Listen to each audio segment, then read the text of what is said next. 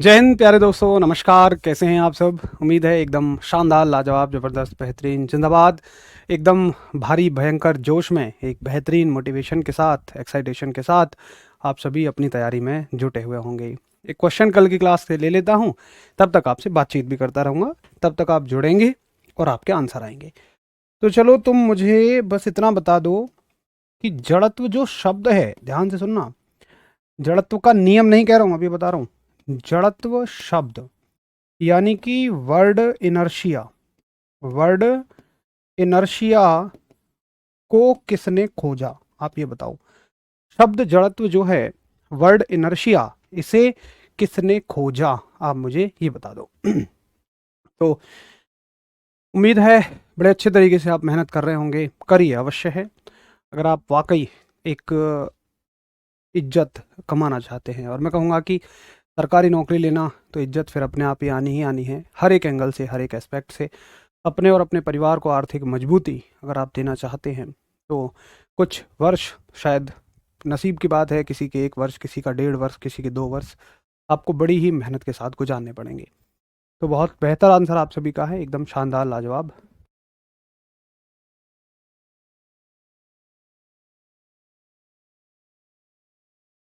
तो बहुत बेहतर आंसर है आप सभी का, गैलीलियो। Very good. तो उम्मीद है कि अब आपको कोई भी कंफ्यूजन इस बात में नहीं होगा कि कॉफ़ी मिले तो बढ़िया है। उम्मीद है आपको कोई भी कन्फ्यूज़न इस बात में नहीं होगा कि जड़त्व का नियम न्यूटन साहब ने दिया और जड़त्व शब्द को गैलीलियो साहब ने दिया। और बिल्कुल आनंद का ये क्षण है, क्योंकि मैं देख पा रहा हूँ एक ही लैब में सभी का आंसर गैलीलियो है, एक सिंगल बच्चे का मुझे कोई आंसर न्यूटन नहीं पड़ता है नज़र। वेरी गुड, बहुत बढ़िया।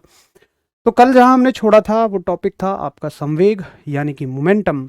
और मोमेंटम में हमने देखा कि द्रव्यमान तथा वेग के गुणनफल को product of mass and velocity is called as momentum. सारी बातें हमने उसके बारे में देख ली थी, ठीक है। अच्छा, अब एक बात मैं आपसे जानना चाहूंगा, आप सभी मुझे उसका जवाब देना। जैसे मान के चलिए कि ये एक बॉल है, ठीक, और ये मान लो 1 किलो की बॉल है। हालांकि 1 किलो की बॉल होती नहीं है, फिर भी मैं ये मान लेता हूं कि ये 1 किलो की बॉल है। और ये कुछ गति से आ रही है, मतलब बैट्समैन के बैट से हिट होके जूम आ रही है फील्डर की तरफ। फील्डर ने आ, अपने हाथ को ऐसे पकड़ा हुआ है। ये बॉल आई, 1 किलो की बॉल है, और मैं मान लेता हूं कि इसका जो प्रारंभिक वेग है ये 20 मीटर प्रति सेकंड के वेग से आ रही है। अब होगा क्या कि जैसे ही ये बॉल एकदम से आएगी, और मान लो तुम एक फील्डर हो, तुम कैच पकड़ रहे हो और तुमने अपने हाथों को यहीं रोक के रखा है, तो ये बॉल टपाक से ऐसे आके पड़ेगी। महसूस कर रहे हो? तो उस क्षण को महसूस करो। तो उस क्षण क्या होगा? क्या इस बॉल का द्रव्यमान बदलेगा? आपका आंसर होना चाहिए कतई नहीं। क्या इस बॉल का वेग बदलेगा? वेलोसिटी बदलेगी? तो आप कहोगे कि जैसे ही बॉल आएगी और यहां लगेगी तो वेलोसिटी लगते ही क्या हो जाएगी? शून्य। तो वेग क्या हो जाएगा? बॉल के हाथ में लगते ही क्या हो जाएगा? शून्य हो जाएगा, ठीक है। अच्छा, मुझे एक बात बताइए कि यहां इस कंडीशन में इसका संवेग कितना है? इसको नंबर 1 कंडीशन मान लेते हैं और इसको नंबर 2। चलो सभी बताओ कि एक कंडीशन में संवेग कितना है। P1 निकाल के बताओ जल्दी से, अगर तुम्हें वाकई संवेग के बारे में जानकारी है तो। सभी के कमेंट शो हो रहे हैं। छोटा सा क्वेश्चन था, आप पोस्ट पर पोस्टेड हो। अच्छा, अमन कुमार भाई, मेरी जो नौकरी है वो दिल्ली जल बोर्ड में सब डिविजनल ऑफिसर के पद की है, एसडीओ, जिसको आप जनरल भाषा में बोलते हैं। अगर आप एसडीओ नहीं जानते तो आपने अवश्य ही अपने गांव में बिजली विभाग में जेई का नाम सुना होगा, जूनियर इंजीनियर्स। तो जूनियर इंजीनियर से ऊपर का जो अधिकारी होता है वो एसडीओ ही होता है, कहीं कहीं उसको असिस्टेंट इंजीनियर ए भी बात कर बोलते हैं। तो ये मेरी नौकरी है। हालांकि मैं जल बोर्ड में हूँ, मैं बिजली में नहीं हूँ, मैं जल बोर्ड में हूँ, वो दिल्ली जल बोर्ड में। तो बहुत बढ़िया, और सभी का आंसर है कि ये 20 होगा। Very good. तो यहाँ पर जो मोमेंटम है ये है आपका 20 एकम, 20 केजी मीटर पर सेकेंड। और यहाँ पे जो मोमेंटम है ये कितना होगा? आप कहोगे भैया मोमेंटम का मतलब तो दोनों की गुणा है, यानी कि ये 0 केजी मीटर प्रति सेकेंड है। अब मैं एक बात आपसे अगर पूछूं कि यहाँ संवेग में परिवर्तन कितना हुआ है, तो तुम कहोगे ये तो अधिकतम परिवर्तन है। अरे कोई चीज जितनी है उससे घटते घटते जीरो हो जाए तो ये तो अधिकतम परिवर्तन है, ये तो मैक्सिमम चेंज है मोमेंटम में। अच्छा एक बात बताइए, जब ये मोमेंटम चेंज हुआ तो आपके हाथ पर एक फोर्स लगा, बहुत ही थोड़े समय के लिए लगा क्योंकि बॉल लगते ही उछल गई। तो याद रखें कि जब भी किसी बॉडी का मोमेंटम चेंज होता है तो एक स्मॉल टाइम के लिए बड़ा फोर्स लगता है। यानी कि जब भी किसी वस्तु का संवेग परिवर्तित होता है तो उस पर एक छोटे समय के लिए बड़ा बल लगता है। जरा बताइए मैं इस बात को कह सकता हूं। तो संवेग में जो परिवर्तन होता है, संवेग में जो परिवर्तन होता है, अगर मैं ऐसे लिखूं कि संवेग में परिवर्तन, संवेग में परिवर्तन की वजह से किसी वस्तु पर एक बड़ा बल लगता है, बड़ा बल लगता है एक छोटे से समय के लिए। यानी कि when change in momentum occurs, change in momentum occurs, तो वहां पर एक फोर्स लगेगा एक वेरी स्मॉल टाइम के लिए। और देखो मजे की बात कि जितना ज्यादा, जितना ज्यादा ये मोमेंटम बदलेगा उतना ज्यादा फोर्स लगेगा। यानी संवेग जितना ज्यादा बदलेगा उतना ही ज्यादा बल लगेगा। कैसे? देखो भाई, अगर बॉल की गति बिल्कुल ही शून्य हो गई तो ज्यादा तेज लगेगी, लेकिन अगर तुम बॉल को पीछे खींच लो, यानी कि कुछ उसकी गति बनाए रखो, बिल्कुल जीरो ना करो, तो लगने वाला बल कम होगा। शायद इस बात से भी आप सभी सहमत होंगे। तो जो संवेग में परिवर्तन होता है और एक हम कह सकते हैं कि उसके कारण एक बल लगता है छोटे से समय के लिए, बस इसी को, इन दोनों में से किसी को भी आप कह लीजिए, इसी को हम आवेग कहते हैं। इसी को क्या कहते हैं हम? आवेग कहते हैं। इसी को हम इम्पल्स कहते हैं। बोलो भाई, आई बात समझ में? तो इम्पल्स इसी को कहते हैं, एक नया नाम बस इसके लिए कह देते हैं कि ये क्या है? आवेग है। तो सवाल आएगा कि आवेग क्या होता है? आप कहेंगे जी आवेग होता है संवेग में परिवर्तन, या आप कह दीजिए कि बल गुणा समय, दोनों में से कुछ भी संवेग में परिवर्तन है। ठीक है, तो ये हो गई इम्पल्स की परिभाषा। अब कोई ज्यादा ही परिभाषा का दीवाना है तो भाई वो ऐसे लिख लो, संवेग में, संवेग में परिवर्तन को, संवेग में परिवर्तन को आवेग कहते हैं। वो ऐसे लिख सकता है ना? या और ज्यादा चाहत है तो ऐसे भी लिख लो, या करके बल गुणा बल व समय के गुणनफल को, बल व समय के गुणनफल को आवेग कहते हैं। बल व समय के गुणनफल को आवेग कहते हैं, है ना? यानी कि इम्पल्स इंग्लिश वाले ऐसे लिखो कि चेंज इन मोमेंटम, हालांकि इसकी कोई आवश्यकता नहीं है, ये फालतू की चीज है नोट्स भरना। अरे यहां से समझ में आ गया, change in momentum is called as impulse और product, product of force and mass is called as impulse. ठीक है भैया, तो परिभाषा के दीवाने ऐसे लिख सकते हैं। ये हो गई आपकी परिभाषा। ठीक है, तो बड़ी बेहद आसान सी परिभाषा है, इतनी ज़्यादा लेट मत आया कर। ओ भाई बे यार, मैं बिल्कुल समय से हूँ यार, 8:02 पर क्लास शुरू कर दी है यार, आज मत कह देना कुछ भी। जिस दिन मैं गलत नहीं हूँ उस दिन कुछ नहीं सुनूंगा। है यार, क्या बात कर रहे हो, लेट हूँ। ठीक है, तो संवेग में परिवर्तन को आवेग कहते हैं, change in momentum is called as impulse. भाई इतनी कहानी समझ में आ गई, एक बार बताओ। चलो, आप बहुत इजी लैंग्वेज में पढ़ाते हो, बहुत बढ़िया प्रशांत, तो उम्मीद है नोट हो गया होगा। अब देखो, आपसे पूछा जाएगा कि इसका मात्रक बताओ, इसका बताओ मात्रक, यूनिट। तो देखो, जो चीज किसी के परिवर्तन से बनेगी, जैसे मान लो मैं ये पूछूं आपसे कि 5 लीटर तेल में से 2 लीटर तेल अगर मैं निकाल लूं तो कितने लीटर तेल बचेगा?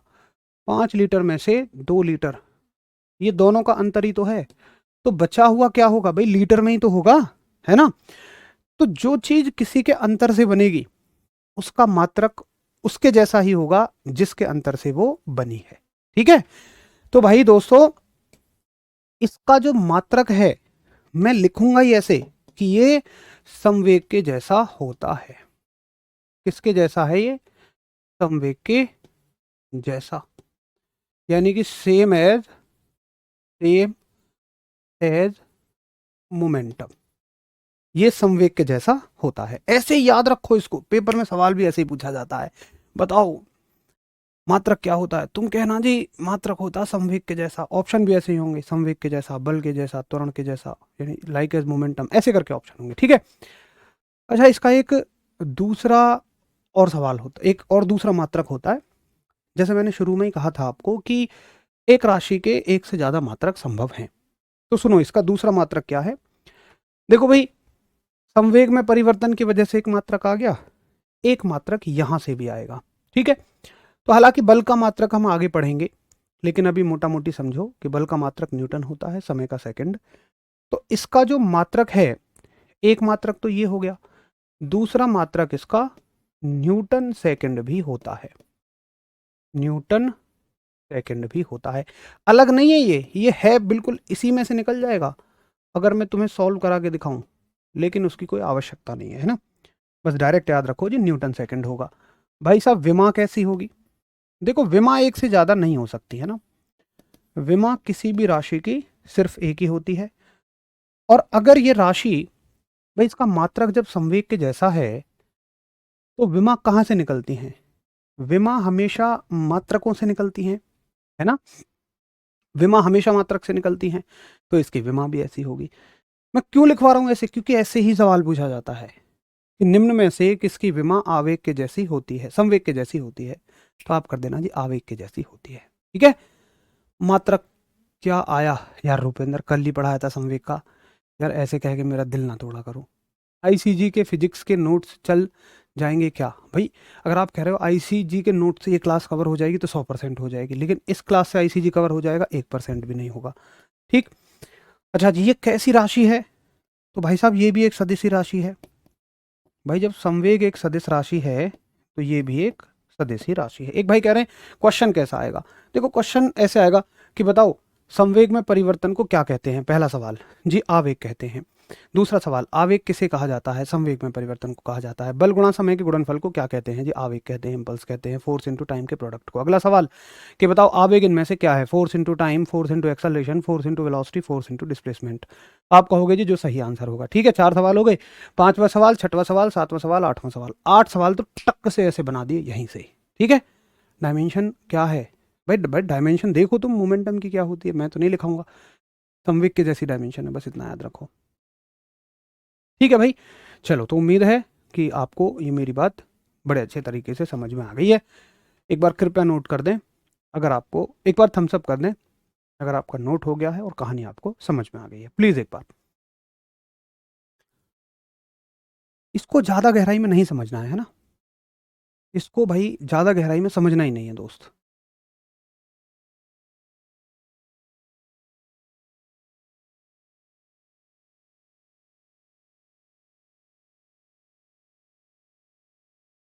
बहुत बढ़िया, चलो उम्मीद है सबको बढ़िया समझ आया और सभी ने नोट भी कर लिया। ठीक है, चलो। अरे यार क्या बात कर रहे हो भाई? भाई कल ही तो लिखवाई थी, एक कह रहा जी बता ही दो। भाई तुम यार क्या हो, केजी मीटर पर सेकंड। भाई यार डायमेंशन क्या हो जाएगी, वहीं से निकाल लो। भाई यार डायमेंशन नहीं निकाल पा रहा है महाराज, MLT-1 ले लो, होगी डायमेंशन। भाई यार डायमेंशन डायमेंशन हल्ला काट दिया। ठीक है, चलो भाई दोस्त हो गया। अब देखो एक बात सुनो, एक सवाल आता है कि जो कैच पकड़ने वाला खिलाड़ी होता है ना, आप नोट डाल के लिखना कि खिलाड़ी कैच पकड़ते समय खिलाड़ी कैच पकड़ते समय अपने हाथ अपने हाथ पीछे खींच लेता है। खिलाड़ी कैच पकड़ते समय अपने हाथ पीछे खींच लेता है, क्या करता है ऐसा करके वो? आप कहोगे कि player player draw, draws his hands while catching, कि भाई खिलाड़ी अपने हाथों को पीछे खींच लेता है। ऐसा करके वो क्या करता है? तो मेरी जुबान पे एक ही नाम आएगा जी, आवेग को कम करता है। ये सबसे बड़ी गलती है भाई साहब। याद रखना कि चाहे तुम हाथों को यहां रखो, ऐसे बॉल पकड़ो, या फिर ऐसे करके बॉल पकड़ो, आवेग तो वही रहेगा। एक मतलब एक ही व्यक्ति की दो स्थितियों के लिए आवेग अलग नहीं होगा। तो भाई साहब आवेग तो रहता है समान, ठीक है। तो यहां पे आप टक से आंसर करो कि भाई ऐसा करने में जो आवेग है ना, जो इम्पल्स है, ये क्या रहेगा? आवेग रहेगा समान, है ना। यानी कि इम्पल्स तो रहेगा सेम। बड़ी अच्छी बात। और क्या होगा? क्या बल, क्या हाथ पे लगने वाला फोर्स, क्या हाथ पे लगने वाला फोर्स, हाथ पे लगने वाला बल कम होगा कि ज्यादा होगा? चलो ये बताओ, हाथ पे लगने वाला बल कम होगा या ज्यादा होगा? जल्दी बताओ। हाथ पे लगने वाला बल, हाथ पे लगने वाला बल कम होगा या ज्यादा होगा? और समय बताओ, हाथ पीछे खींचने से समय पे क्या फर्क पड़ेगा? टाइम बढ़ेगा कि घटेगा? बताओ, जल्दी जल्दी बताओ।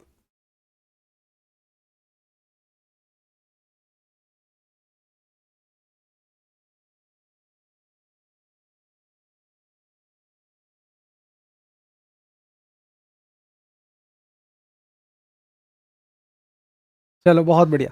तो क्या होगा भाई कि कम हो जाएगा। बहुत बढ़िया। तो क्या हो जाएगा जी? बल जो है वो कम हो जाएगा। बहुत अच्छी बात है भाई। आपके हाथ पे चोट ही तो कम लग रही है, यहाँ ज्यादा लगती है, और जब पीछे खींच लेते हैं तो हाथ पे चोट कम लगती है। तो ऐसा करने में फोर्स क्या करते हो आप? डिक्रीज करते हो। अच्छा, समय क्या होता है? तो भाई याद रखना कि समय भी कम, ओ समय ज्यादा होता है, सॉरी। समय क्या होगा? ज्यादा होगा, यानी कि समय आपका इंक्रीज होगा, ठीक है।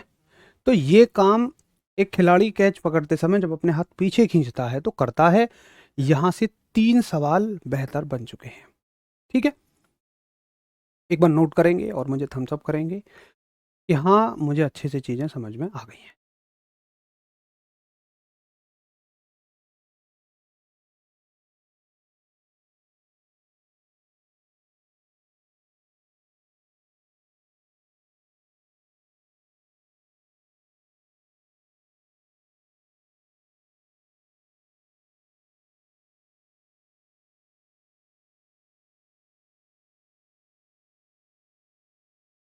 चलो बहुत बढ़िया, वेरी गुड। तो उम्मीद है कि सबको ये बात समझ में आ गई होगी। अब देखो, अब चलते हैं एक बहुत जबरदस्त वाली बात पे, एक बेहतरीन सी बात पे चलते हैं। आवेग के बाद, आवेग के बाद चलते हैं गति के दूसरे नियम पे। अब समय आया है जब हम पढ़ेंगे गति का दूसरा नियम, यानी कि second law of motion. Second law of motion. देखो, एक बात हमने क्या सीखी, अभी आप ही ने सहमति दी थी कि हाँ आपको समझ में आ गया। आपने सीखा था कि बल गुणा समय, बल गुणा समय क्या होता है? तो आपने कहा था कि संवेग में परिवर्तन होता है। उस बात से कोई फर्क नहीं पड़ेगा कि इसको लेफ्ट में लिखा गया था, इसको राइट में लिखा गया था, कोई दिक्कत नहीं है। दोनों बराबर हैं तो कहीं लिख दो।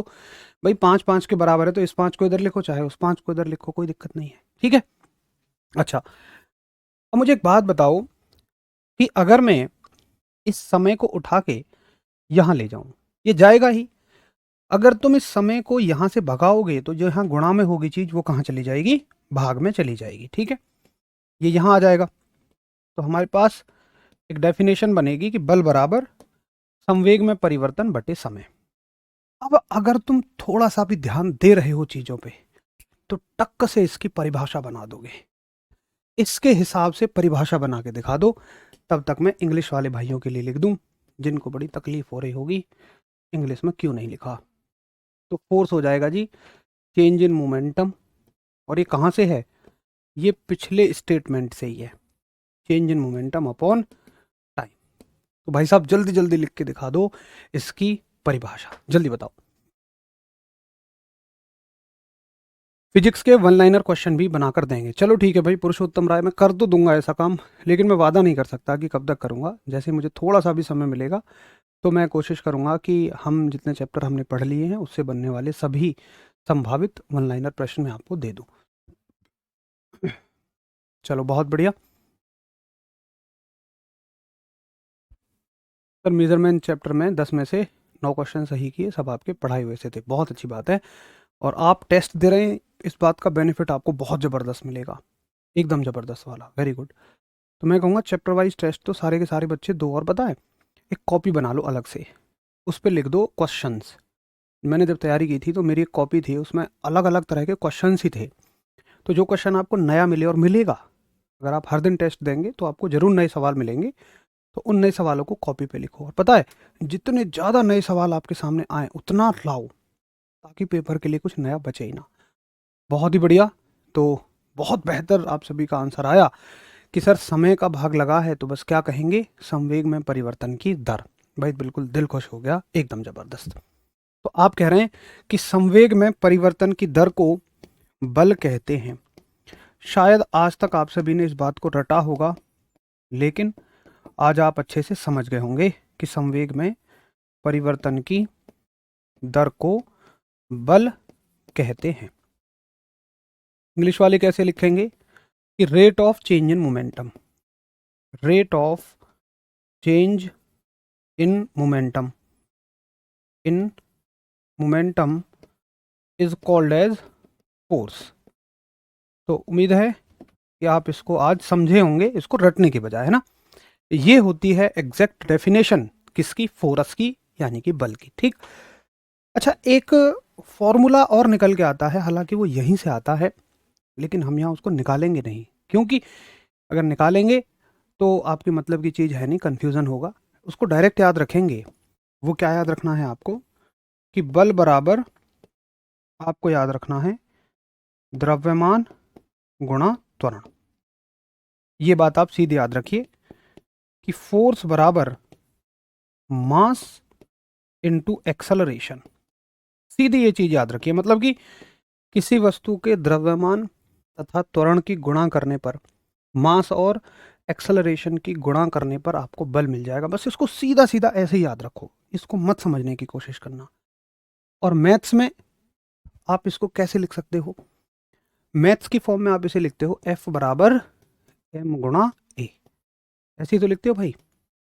यहां पर F से किसको दिखा रहे हो आप, तो आप कहते हो कि F क्या है, फोर्स, F क्या है फोर्स, और m क्या है, मास, यानी कि द्रव्यमान, और a क्या है, a है आपका त्वरण, यानी कि एक्सेलरेशन। ठीक है, तो ये हो गया आपका किसकी परिभाषा, बल की परिभाषा। एक बार नोट हो जाए तो कृपया थम्स अप कर दीजिए। बहुत बढ़िया सर, मुझे फिजिक्स समझ नहीं आता, अब अच्छे से ऐसे ही पढ़ाना। ये पूरी कोशिश रहेगी कि आपको sir you have written impulse as product of force and mass, sorry वो अगर लिख दिया है तो गलत होगा, impulse is the product of force and time. कहाँ लिखी है मैंने, impulse is the product of force and mass, sorry force and time आएगा, है ना, ये टाइम लिखा हुआ है ना। अरे यार इतना तो मैं तुमसे भी उम्मीद करूंगा कि समझ जाओगे कि हाँ वो गलती से लिखा है, बाकी चीज़ें सही वे में जा रही हैं। चलो बहुत बढ़िया, आप इतना भी पकड़ रहे हो तो ध्यान से पढ़ रहे हो, बहुत बढ़िया। एक बार थम्स अप कर देना जब ये नोट हो जाए।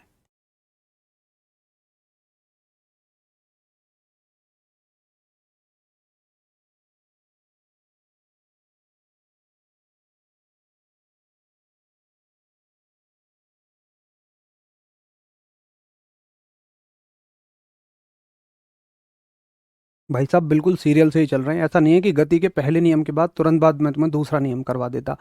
महाराज संवेग जब तक तुम समझोगे नहीं, जब तक तुम्हें मोमेंटम ही नहीं आता होगा, तो तुम कहाँ से दूसरे नियम को समझोगे। मैंने कल भी रिक्वेस्ट की थी कि कभी भी ना तो सीक्वेंस पे उंगली उठाना, ना कंटेंट पे उंगली उठाना कि कम ज़्यादा पढ़ा रहे हैं। अब तुम कह रहे हो कि जी पहले नियम के बाद दूसरा नियम पढ़ाते तुरंत। अरे मेरे शेर, मैं संवेग शब्द का इस्तेमाल करता, मोमेंटम कहता, तुम कहते जी ये क्या बला है। तो कम से कम संवेग की समझ होनी जरूरी थी। आवेग को हम संवेग के साथ इसलिए पढ़ते हैं क्योंकि भाई वो तो बिल्कुल उससे संबंधित है, तो सीक्वेंस एकदम परफेक्ट है। ठीक है, चलो वेरी गुड। दिल्ली पुलिस में आया था ये सवाल। अब सुनो, तुमसे पूछा जाएगा कि बल का मात्रक बताओ। सवाल आएगा बल का मात्रक, और बड़ा ही इंपॉर्टेंट है कि हम यूनिट ऑफ फोर्स याद रखें। तो देखो, वैसे ज्यादातर हम केवल राशियों की ऐसा यूनिट याद करते हैं, लेकिन किसी किसी राशि की एमकेएस यूनिट भी इंपॉर्टेंट होती है, सीजीएस भी इंपॉर्टेंट होती है, एसआई भी इंपॉर्टेंट होती है। एफपीएस किसी की नहीं पूछी जाएगी कभी भी, पूरी फिजिक्स में एफपीएस कभी किसी की नहीं पूछी जाती है। तो बल के हम तीनों की तीनों यूनिट्स याद रखेंगे। ठीक है, हम इसकी एसआई भी याद रखेंगे, हम इसकी सीजीएस भी याद रखेंगे, और हम इसके एमकेएस भी याद रखेंगे। तो देखो, अब तुम ये कहोगे कि जी मैं तो खुद निकाल लूंगा बल का मात्रक। मैं कहूंगा कैसे? तुम कहोगे देखो, बल का फॉर्मूला है द्रव्यमान गुणा त्वरण, मास गुणा एक्सेलरेशन। ठीक है, तो द्रव्यमान का मात्रक क्या है?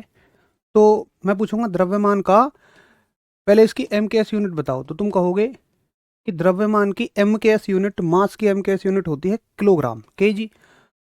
और त्वरण की जगह क्या लिखोगे? तो तुम कहोगे त्वरण का मात्रक होता है मीटर पर सेकंड स्क्वायर। ठीक है, बड़ी सिंपल सी बात। आगे आप देखो, आपसे पूछेंगे कि बताओ इसकी सीजीएस यूनिट। तो सीजीएस यूनिट का क्या मतलब है? कि सीजीएस यूनिट का मतलब है सेंटीमीटर ग्राम सेकंड में। तो भाई किलोग्राम की जगह क्या आ जाएगा? ग्राम। मीटर की जगह सेंटीमीटर, और सेकंड तो सेकंड ही रहेगा। अच्छा, आप इसी को, इस पूरे को ही आप डाइन भी कह देते हो। तो आपसे पूछेगा कि बल का सीजीएस मात्रक बताओ। तो ऑप्शन में या तो ये होगा या ये होने के ज्यादा चांसेस होते हैं। ये वो डायन नहीं है जिन्होंने तुम्हारी जिंदगी खराब करी है, डाइन है, डाइन, बल का मात्रक डाइन, है ना। अच्छा, अगर तुमसे पूछे कि भाई बल का ऐसा ही मात्रक क्या है, तो बड़े प्रसिद्ध वैज्ञानिक न्यूटन जी के नाम पे इनका मात्रक है। ठीक है, तो ऐसा यूनिट है इसकी न्यूटन। तो भाई मैंने सारी की सारी यूनिट आपको बता दी हैं, एमकेएस भी, सीजीएस भी, एसआई भी। हर एक राशि की नहीं पढ़नी है, मैं जितना आपको जो कराऊं बस उतना कर लो। संवेग और आवेग में क्या अंतर है? अरे भाई मुझे एक बात बताओ कि अगर मैं 5 लीटर की बोतल में से 2 लीटर तेल निकाल लूं तो उसमें कितना बचेगा? 5 लीटर में से 2 लीटर निकाल लूं तो उसमें 3 लीटर बचेगा। बोलो इसमें और इसमें क्या अंतर है, या इसमें और इसमें क्या अंतर है? तुम कहोगे ये अलग अलग क्वांटिटी हैं और ये जो है इन दोनों का डिफरेंस है। तो दो संवेगों के अंतर को, दो दो मोमेंटम के डिफरेंस को हम क्या बोलते हैं? इम्पल्स बोलते हैं। ठीक है, दो संवेगों के अंतर को आवेग कहते हैं। ये डिफरेंस है। बाकी ऐसे कभी आपसे सवाल नहीं पूछा जाएगा कि इनके बीच में क्या अंतर है, चिंता मत करिए। भाई हरीश, वो ले आओ, आग जला दो यहाँ, आग, ताकि गर्मी बन जाए। हाँ, मैं बिल्कुल उबल जाऊँ। बे यार कितनी गर्मी बना रखी है भाई, थोड़ी एसी चला लो यार।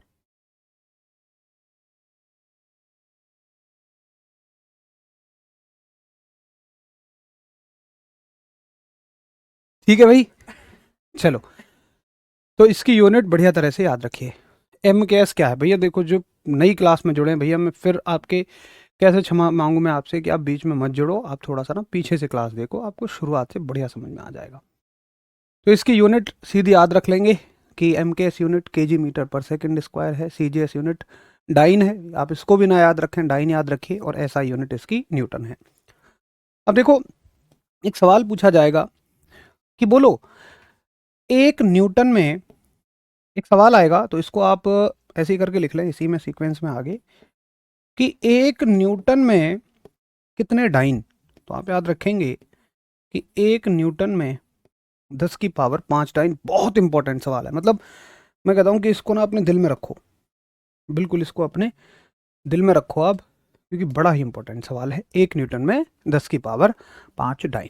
ठीक है, चलो वेरी गुड, बहुत अच्छे से समझ में आ रहा है, वेरी गुड। सीजीएस एक बार और बता दीजिए भैया। सीजीएस में आप ये याद रखो, ये लो, मुझे समझ में आ गया कि तुम कहाँ समस्या में आ रहे हो, ये लो। ठीक है, अब आसान है। जिनको सीजीएस ये नहीं समझ आ रही थी, इसको मत नोट करो, मेरा वादा है पेपर में नहीं आएगी। पेपर में केवल डाइन पूछी जाएगी। बोलो अब कैसी रही? सीधी सीधी याद रख लो कि भाई CGS मात्रक इसका डाइन होता है। कोई कोई चीज़ अगर ना समझ में आ रही तो उसको याद भी रख सकते हो, कोई दिक्कत नहीं। पेपर में कभी ये नहीं पूछेगा कि ये क्यों होता है, कभी नहीं, बस पूछेगा भैया क्या होता है जी, डाइन, खत्म। बहुत बढ़िया, very good.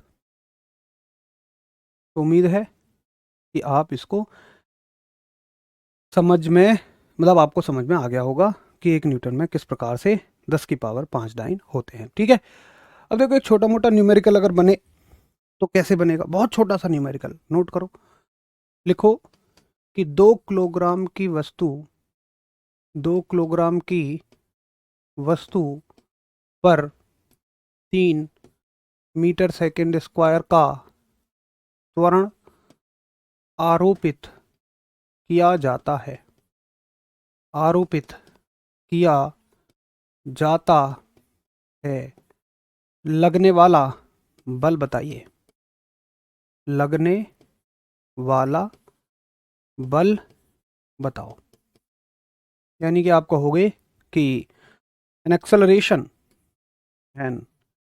Acceleration of 3 metre per second square is applied on 2 kg mass, है ना? Then calculate force. Calculate force. तो भैया तुम क्या बताओगे कि देखो जी, सीधी सी बात है, फोरस बराबर होता है मास गुणा एक्सेलरेशन। ठीक है, बड़ा सिंपल सा सवाल है। देखो बच्चों ने आंसर भी दे दिया, गजब एकदम। भाई इसको नीचे कर दो यार थोड़ा। Mass into acceleration. भाई साहब मास कितना है जी? 2 किलो। ठीक, और एक्सेलरेशन कितना है जी? 3। तो ये हो जाएगा 6। यूनिट चाहे जो दो, जैसी ऑप्शन में मिलेगा। और पता है, हाँ सुनो, एक बात और याद रखो कि भाई, एक बात और याद रखो कि, अच्छा चलो बाद में बताऊंगा, तुम नहीं तो फिर भूल जाओगे, पहले इसको नोट करो अच्छे से, है ना? एक बढ़िया सा सवाल बना के दिखाऊंगा आपको, बेहतर सा। कल क्लास लगेगी भाई, देखो ये क्लास आपकी अभी मंडे टू फ्राइडे होंगी। एप्लीकेशन की जो भी क्लासेस हैं, ये डिसीजन लिया गया है मीटिंग में कि मंडे टू फ्राइडे रखेंगे, ताकि आपको 2 दिन के लिए आराम से समय मिल जाए। अगर एग्ज़ाम नज़दीक आ जाएगा तो फिर हम सैटरडे भी इसको कंटिन्यू कराएंगे। सर अच्छे से लिखवाइए। ठीक है, मैं अच्छे से लिखवा देता हूँ। तो ये जो हमने बेकार से लिखवाया है, इस पर मैं लिख देता हूँ अच्छे से लिखा है। ये अच्छे से लिखा है, ठीक है? अभी अच्छे से लिख गया, पहले ही बेकार लिख रहा था। ए यार, भाई हरी से अच्छे से नहीं लिख रहा। ए यार, इससे अच्छा मैं क्या लिखूंगा यार? मैं हद को दिल का यूज़ कर रहा हूँ, तीरों का यूज़ कर रहा हूँ। ए यार, मैंने अपना दिल निकाल के तुम्हारे बोर्ड पर रख दिया और तुम यार कह रहे हो कि अच्छे से लिखो। ए यार, क्या आदमी हो? मैं भाई साहब खूब तो अच्छे से लिख रहा हूँ। बोलो आप क्या कुर्बान कर दूँ मैं आपकी खुशी के लिए? ठीक है, तो आसान है। आपने बोला था कि इसका एक न्यूमेरिकल बता देना, तो न्यूमेरिकल ऐसे आएंगे। वैसे आने की उम्मीद नहीं है, बट आएगा तो कोई हल्का फुल्का इसमें से आ जाएगा। ठीक है, चलिए अब देखिए एक सवाल बनेगा। सवाल क्या बनाएगा बताओ कि किसे किसे 1 न्यूटन कहा जाता है? किसे 1 न्यूटन कहा जाता है, यानी कि विच वन इज 1 न्यूटन। ठीक, ऑप्शंस क्या देगा? जैसे ना बच्चे पता है क्या करते हैं कि बस रट लेते हैं कि भाई बल का मात्रक ना न्यूटन है, लेकिन ऐसा नहीं है। आपको ये भी याद रखना पड़ेगा कि न्यूटन के साथ साथ केजी मीटर पर सेकंड स्क्वायर भी होता है, ये भी याद रखो। तो देखो सवाल ऐसे ही बनेगा, वो कहेगा 1 केजी मीटर पर सेकंड, बी 1 केजी मीटर पर सेकंड स्क्वायर, सी, बड़े ध्यान से देखना ऑप्शंस को, है ना, 1 केजी मीटर पर सेकंड की पावर -2, डी 1 ग्राम मीटर पर सेकंड स्क्वायर। बताओ न्यूटन को और क्या कह सकते हैं? न्यूटन को इसमें से कौन सा ऑप्शन सेलेक्ट कर सकते हैं? एक बार इसको आंसर करके बताइए। बहुत बढ़िया, वेरी गुड। यार देखो यहाँ पर ना सबके मैसेज का रिप्लाई देना संभव नहीं है, मैं हाथ जोड़ के माफ़ी चाहूँगा। किसी का मैसेज यहाँ पे रह जाए, क्योंकि जब मैं पढ़ा रहा होता हूँ, मान लो आपका मैसेज आ जाए, तो आराम से आप ग्रुप में टैग करिए, और टैग जरूर करिए, है ना? अपना जब क्वेश्चन छोड़ो तो टैग जरूर करना, क्योंकि उसमें इतने सारे मैसेज डेली आते हैं। भाई मैं अगर ऐसे ढूंढूंगा ना मेरा मैसेज कहाँ है तो बड़ी मुश्किल हो जाएगी। टैग करने का तरीका क्या है, किसी भी टीचर को बता रहा हूँ मैं, और आप जिस जैसा क्वेश्चन है उसी सब्जेक्ट के टीचर को टैग करो। जैसे मान लो फिजिक्स में समस्या है तो आप कहो @ लिखो और बस इतना टाइप करो DHAR, तो मेरा पूरा नाम आ जाएगा, धर्मेंद्र भाटिया RWA, और उस पर क्लिक कर दो, वो ब्लू कलर का हो जाएगा। इसका मतलब है कि ये मैसेज सीधा मेरे पास आएगा। बाकी मैसेज नहीं आएंगे सीधे, लेकिन ये बिल्कुल सीधा आएगा, मतलब हाईलाइट हो जाएगा ये मैसेज। बाकी तो आप जानते होंगे। और इसमें कुछ बच्चे A कह रहे हैं, कुछ बच्चे B कह रहे हैं। अब सुनो कि भाई जब अभी के पढ़ाए हुए में हल्के हल्के से 10% बच्चे कंफ्यूज हैं, तो इसको अगर 1 महीना छोड़ दें तब तो क्या ही हालत होगी। तो समझो अच्छे से। अभी तो मैंने कहा है भाई साहब, देखो बिल्कुल मिलान करना है, बस मिलान करो। केजी मीटर पर सेकंड स्क्वायर को ही तो न्यूटन कहा जाता है, तो केजी मीटर पर सेकंड स्क्वायर को।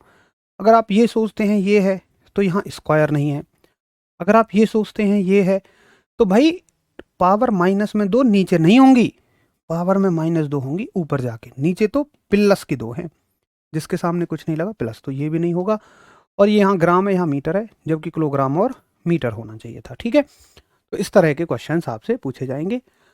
उम्मीद है कि ऐसे प्रश्नों को तो अगर ना भी कराए कोई तो आप करके आ जाना, क्योंकि भाई ये हैं तो पढ़े हुए में से ही, इसलिए आप चीज़ों को ध्यान से पढ़ के चलो। और मैं हमेशा कहता हूँ कि पेपर में कुछ क्वेश्चन घुमा के भी पूछेगा, है ना। चलो, तो ये हो गई गति के दूसरे नियम की बात। अब आपका प्यारा और सबसे आसान, चलते हैं गति का तीसरा नियम। ये तो पहले दिन पूछ लिया था भैया एक बच्चे ने, जब मैंने बुआ जी वाला एग्जाम्पल दिया था। Third law of motion. अब देखो भाई ये क्या होता है। ये नियम वैसे तो हर एक धर्म के ग्रंथ में लिखा हुआ है। क्यों जी, ऐसा क्यों? ये कहता है कि तुम जैसा करोगे ना वैसा पाओगे। अब ऐसा तो हर एक धर्म में लिखा हुआ है, भाई जैसा बोगे वैसा काटोगे। तो इसका विज्ञान में क्या मतलब है? विज्ञान में ये मतलब है कि तुम अगर किसी वस्तु पर कोई भी फोर्स लगाते हो, कोई भी बल लगाते हो, तो वो वस्तु भी तुम पर उल्टा बल लगाएगी। लेकिन अगर तुम ऐसे लगाते हो तो वो वस्तु ऐसे करके लगाएगी। जैसे ये बोर्ड है ना, अगर मैं इस बोर्ड पे ऐसे धक्का लगा रहा हूँ, ऐसे करके धक्का लगा रहा हूँ ऐसे आगे की तरफ, मान लो 10 न्यूटन का, तो ये बोर्ड भी मुझ पर 10 न्यूटन का धक्का लगा रहा है। तुम कहोगे क्यों, मैं कैसे मान लूँ? अरे महाराज, अगर ये बोर्ड मुझ पर ना धक्का लगाता तब तो मेरा हाथ अंदर गड़ जाना चाहिए था। बोलो यस या नो? मैं अंदर धक्का लगा रहा हूँ फिर भी मेरा हाथ अंदर नहीं जा रहा, क्योंकि ये बोर्ड मुझ पे वापस धक्का लगा रहा है। तुम कहोगे ए जी मैं तो 1000 न्यूटन लगा दूंगा मेरा हाथ तो अंदर घुस जाएगा। हाँ, इस बोर्ड की क्षमता पे निर्भर करेगा। हो सकता है कि इस बोर्ड की क्षमता 990 न्यूटन बल लगाने की हो, तो 990 न्यूटन तुम लगाओगे, 990 न्यूटन ये तुम पर लगाएगा। लेकिन तुम अगर 990 से बढ़ाओगे, ये कहेगा जी अब मेरी क्षमता नहीं है, फिर तुम्हारा हाथ गड़ जाएगा। तो हर एक वस्तु आप पर, अगर आप उस पर एक बल लगाते हैं तो वो आप पर एक बल लगाएगी, उतने ही वैल्यू का, उतने ही परिमाण का, उतने ही मैग्नीट्यूड का, परंतु विपरीत दिशा में। और सुनो, इसको आपने बड़ा लाइव देखा है अच्छे से। रॉकेट का उड़ना इसी पे आधारित है। जैसे देखो रॉकेट है, रॉकेट की लॉन्चिंग में कभी आपने देखा हो तो यहाँ पे ईंधन लगा होता है। अच्छा पता है, ये सारा ईंधन ही होता है। ये यहाँ तक पूरा ईंधन होता है, बस काम की चीज़ यहाँ होती है। तो होता क्या है कि जब रॉकेट लॉन्च होता है तो ढेर सारी गैस, आग नीचे करके ऐसे जलती है, धूम। अब हम क्या करें, हमें रॉकेट ऊपर भेजना है तो क्या करें? मोहल्ले में से 4-6 लोग बुलाएं, ओ भैया धक्का लगवाइए ऊपर रॉकेट फेंकवा दे। ऐसे तो संभव नहीं है। या किसी चीज़ में बिठा के रॉकेट को ऊपर की तरफ पुश कर दें, ये भी संभव नहीं है, इतनी तेज फेंक ही नहीं सकते। तो हमने क्या किया कि रॉकेट में आग जला दी नीचे की तरफ। अब रॉकेट ने आग को धक्का दिया नीचे और आग ने रॉकेट को ऊपर की तरफ धक्का दिया, बिल्कुल उतना ही, लेकिन विपरीत दिशा में। तो भाई बिल्कुल आराम से रॉकेट उड़ जाता है। इस प्रिंसिपल से हमें कुछ एक्स्ट्रा करने की जरूरत ही नहीं है। तो स्टेटमेंट लिखो। स्टेटमेंट क्या बनेगा कि प्रत्येक प्रत्येक क्रिया की प्रत्येक क्रिया की बराबर बराबर परंतु विपरीत दिशा में, परंतु विपरीत दिशा में एक प्रतिक्रिया होती है। एक प्रतिक्रिया होती है, ठीक है। यानी कि देयर इज ऑलवेज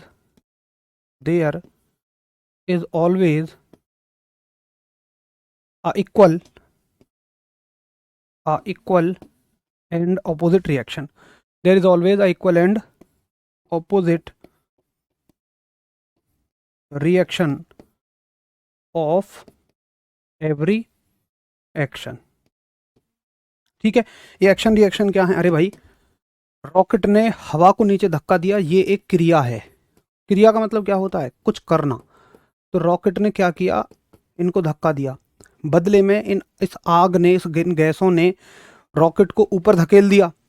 तो ये क्रिया की विपरीत दिशा में, लेकिन उतनी ही वैल्यू की एक प्रतिक्रिया है, एक रिएक्शन है। बोलो कैसी रही? तो नीचे की तरफ एक्शन है और ऊपर की तरफ क्या है? रिएक्शन है। नीचे की तरफ क्रिया है और ऊपर की तरफ क्या है? एक प्रतिक्रिया है, ठीक है। तो बड़ी आसान सी बात है। इसके एग्जाम्पल्स क्या हो सकते हैं? तो समझते चलेंगे, लिखते चलेंगे। सबसे ज़्यादा इसके उदाहरण ही पूछे जाते हैं। जैसे सवाल पूछा जाएगा कि बताओ भाई, रॉकेट का उड़ना, रॉकेट का उड़ना, इंग्लिश वाले रॉकेट लॉन्चिंग लिख लो ज़्यादा से ज़्यादा, किस घटना का उदाहरण है? तो आप कह देंगे जी टक्क से इसका है। दूसरा आपसे पूछेगा कि बोलो, जब तुम तैरते हो तो क्या करते हो? बताओ। तुम पानी में कूद गए, रुके हुए पानी में, बहते हुए में नहीं, रुके हुए में। तो क्या तुम्हें कोई दोस्त आके तुम्हारा ऐसे धक्का देगा? तुम्हें नहीं। क्या तुम अपने शरीर को आगे धक्का दे सकते हो? नहीं। तुम क्या करते हो? पानी को पीछे धक्का देते हो, है ना, और पानी तुम्हें आगे धक्का देता है। ऐसे नाव में होता है। मान लो तुम अपनी उनके साथ शादी के बाद नौका विहार में जा रहे हो, मुझे बहुत हंसी आती है हरीश ऐसी बातों पे, है ना। चलो नौका विहार में जाता है, हरीश की आत्मा बिल्कुल खिल जाती है, मैं देखता हूँ। वैसे तो ऐसे बैठा रहेगा, क्योंकि बेचारा यार ये भी सुबह से क्लास करा रहा होता है, लेकिन ऐसी कोई बात आई, आहा हा, इसके चेहरे पे जो लालिमा दिखती है, वाह वाह। देखो बिल्कुल दांत खोल के हंस रहा है, वैसे दांत खोल के नहीं हंसते ये। चलो, तो हरीश यार वाकई बहुत मेहनती है, बेचारा सुबह से क्लास कराता है। अब सुनो, तो जब ये अपनी उनके साथ बैठे होंगे नाव में, तो भाई चप्पू से क्या नाव को धक्का देंगे? कौन? हरीश बताओ, तुम ऐसे कह दोगे उनसे कि तू उतरी हो रही, तेरे नाव में धक्का लगा, या तुम उतर के नाव में धक्का लगाओगे? ऐसे थोड़ी है। क्या करोगे तुम बताओ? चलो हरीश, तुम चप्पू से पानी को ही तो पीछे धक्का दोगे, और वो पानी नाव को और तुम्हें आगे धक्का दे देता है। तो तुम्हारा तैरना, नाव का चलना, सारे इसी घटना के उदाहरण है ना। तो लिख दो कि भाई नाव का चलना। और भैया कोई इंग्लिश वाला ऐसा तो नहीं है जो नाव ही ना जानता हो? मैं लिख देता हूँ यार, लो, रोइंग ऑफ बोट। ये लो भैया, रोइंग ऑफ बोट। उसके बाद देखो तैरना, उसके बाद देखो तैरना यानी कि स्विमिंग। स्विमिंग इसी घटना का उदाहरण है, ठीक है। स्विमिंग हो गया, और हो गया पक्षी का उड़ना भी इसी घटना का उदाहरण है, लेकिन पेपर में जो आते हैं। अच्छा, जब एक बंदूक से गोली निकलती है, तो गोली निकलती है ऐसे, और वो बंदूक को पीछे झटका देती है। तो बंदूक से गोली का निकलना, बंदूक से गोली का निकलना, बंदूक से गोली का निकलना। हालांकि पूरा सवाल तो यह है कि बंदूक से गोली निकलने पर बंदूक का पीछे झटका लगना, लेकिन इतने में समझ जाओगे, है ना। यानी कि फायरिंग, फायरिंग ऑफ बुलेट, ये हो गया। और सुनो, पता है, एक बात बताओ तुम मुझे कि अगर मैं इस नियम का एक अन्य नाम बताऊं, जैसे पहले नियम का एक अन्य नाम था कि नहीं, तो ऐसे ही इसका एक अन्य नाम बताऊंगा मैं तुम्हें, तो बताना कि मैं सही कह रहा हूं या गलत। इस नियम को क्रिया प्रतिक्रिया का नियम भी कहा जाता है। अगर ऊपर जगह ना हो तो नीचे लिख लेना, है ना। मन में ये मत सोचना है तू तो आगे पीछे कर देता मास्टर, हम कैसे करेंगे। नीचे लिख लेना, कोई दिक्कत नहीं है, नोट डाल के, कि गति के तीसरे नियम का अन्य नाम क्रिया प्रतिक्रिया का नियम होता है, यानी कि लॉ ऑफ एक्शन रिएक्शन, ठीक है भाई।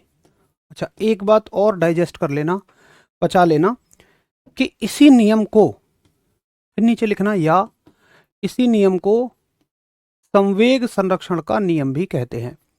मैंने पहले इसलिए नहीं लिखी थी क्योंकि आपको समझ नहीं आती। जब तक तुम क्रिया प्रतिक्रिया को नहीं समझते तो तुम इसको समझ नहीं पाते। ठीक है, तो इसको संवेग संरक्षण का नियम भी कहते हैं। तो इस नियम के और दो नाम हैं, मैं इसको हटा देता हूं या थोड़ा सा साइड में कर लेता हूं, है ना। ये लो, law of conservation of, short में लिख देता हूं, कंजर्वेशन ऑफ मोमेंटम। ठीक है, तो law of conservation of momentum भी इस तीसरे नियम का नाम। ढेरों एग्जाम्पल हैं, देखो कितने मजेदार एग्जाम्पल दे रहे हो। धनुष से तीर का निकलना, एकदम गजब। चलो मस्त लग रहा है पढ़ने में। देखो यार, कोशिश होती है कि थोड़ा सा हंसी मजाक में और ऐसे ऐसे एग्जाम्पल्स के माध्यम से चीज़ें आपको बस आराम से समझ में आ जाएं, थोड़ा सेशन बोरिंग ना लगे, बस इतनी सी मेरी कोशिश होती है। कितना तो यार तुम कहाँ इस फिजिक्स जैसे सब्जेक्ट को ऐसे 1 घंटे पढ़ने वाले हो, है ना। मैं तो आपको बड़ा बोरिंग पहले से लगता आया है, लेकिन मेरी कोशिश होती है कि हल्का हल्का सा चीज़ों से जोड़ के, कनेक्ट करके, आसान बना के हल्का हल्का सा इंटरेस्ट जगाया जाए। और मज़ा तो तभी है जब किसी सब्जेक्ट में इंटरेस्ट आ जाए। जब इंटरेस्ट होता है ना, तो अपने मन से हम रात के 2-2 बजे तक पढ़ लेते हैं। सारा खेल इंटरेस्ट का है। मूवी में इंटरेस्ट ही तो होता है, जिसको एक बार बगैर ब्रेक के भी तुम 3 घंटे देख सकते हो एक सांस में। मज़े की बात, 4 दिन बाद भी पूछूं तो हर एक बात बता दोगे कि वहाँ ऐसे इस टाइम पे क्या हुआ था। तो ये सारा इंटरेस्ट का खेल है। चलो, उम्मीद है कि सारी चीज़ें आपको बेहतर बढ़िया तरीके से समझ में आ गई होंगी। अब मिलते हैं कल की क्लास में। कल तो क्लास नहीं होगी है। अच्छा आप सुनो, कल ज़्यादातर क्लासेज एप्लीकेशन की नहीं होंगी। अब देखो तुम्हें क्या करना है, अगर वाकई तुम सीरियस हो अपनी तैयारी को लेके, तो कल और परसों के दिन एक तो जितना तुमने अब तक पढ़ा है ना, तो उसका करना रिवीजन। और दूसरा, हमारा हर संडे आपको फ्री मॉक टेस्ट मिलेगा, उसको देना। अब भाई तुम जब फ्री मॉक टेस्ट देते हो ना, तो तुम्हारी उम्मीद ये होती है कि मेरे ज़्यादा से ज़्यादा नंबर आए। लेकिन अगर तुमने अभी तैयारी शुरू की है या एक गैप के बाद तैयारी शुरू की है, तो तुम्हारे नंबर नहीं आएंगे ज़्यादा। और आए भी क्यों भाई, सोचो 6 दिन में क्या ही तुमने पढ़ लिया 7 क्लासेज में। 6-7 क्लास ही तो हुई हैं, 6 हुई हैं। 6 क्लासेज में कितना पढ़ लिया। तो नंबरों के लिए मॉक टेस्ट नहीं देना है अभी, नंबरों के लिए तो चैप्टर वाइज मॉक टेस्ट दो, वो भी टेक्स्ट बुक से। हमारे मॉक टेस्ट को अभी तुम नंबरों के लिए मत दो। तो जी किस लिए दें, अभी तुम ये देखो क्या मैं टाइम मैनेजमेंट कर पा रहा हूँ। क्योंकि जब रियल में टेस्ट होता है ना, पेपर होता है, तो उसमें सिर्फ इस बात से मतलब नहीं है कि तुमने जितना आया, तुम्हारे पढ़े हुए सवाल आ गए, तुमने उनको कर दिया ना। ये भी मतलब है कि भाई तुमने क्या उचित समय में कर पाए। पता चला 100 सवाल आ रहे हैं, तुम 70 सवालों में ही सारा समय पी गए। अब तुम 70 में से चाहे जितने मैक्सिमम सही कर लेना, लेकिन कंपटीशन में अगर तुम पूरे पेपर तक नहीं पहुंचे, तो फिर तुम्हारा सिलेक्शन नहीं है। कम से कम तुम्हें एक बार तो पूरे पेपर पे घूमना पड़ेगा। तो मॉक टेस्ट दो भी टाइम मैनेजमेंट के लिए। ये देखो, हर एक आदमी का ना अपना एक अलग टैकल करने का तरीका है। बाकी मेरा जो होता है, मैं तो ये करता हूँ, जैसे मान लो मेरे पेपर में भाई जीएस आनी है, मैथ्स आना है, रीजनिंग आनी है, और इंग्लिश या हिंदी में से कुछ आएगा, तो मैं सबसे पहले जीएस उठाता हूँ। क्यों? क्योंकि उसमें ना सोचने वाला कुछ नहीं है, मुझे बाद के लिए छोड़ने वाला कुछ नहीं है। मुझे जितने क्वेश्चन आ रहे होते हैं मैं कर देता हूँ, जो नहीं आ रहे होते छोड़ देता हूँ। अगर नेगेटिव मार्किंग नहीं है तो सारे कर देता हूँ, वो भी नहीं आ रहे तो मैं जीएस में बाद के लिए नहीं छोड़ूंगा कि चलो इसको बाद में देखूंगा। भाई बाद में क्या, मैं कोई वहाँ कोई बादाम खा लूँगा क्या। उसके बाद मैं उठाऊंगा फिर फटाफट से जीएस के तुरंत बाद इंग्लिश या हिंदी को, क्योंकि उसमें भी कुछ कैलकुलेट नहीं करना है। फिर अगर मैथ और रीजनिंग बचते हैं, तो उनमें फिर मैं मैथ और रीजनिंग को उठाऊंगा। और मैथ और रीजनिंग में क्वेश्चन देखते ही मैं पहले ये समझूंगा कि ये मुझे आता है या नहीं आता है। नहीं आता है, नेगेटिव मार्किंग नहीं है, तुक्का मारो आगे बढ़ो। आता है तो फिर ये देखूंगा कि क्या भाई, अच्छा हाँ, अगर नहीं आता है, नेगेटिव मार्किंग है, तो नहीं करूंगा।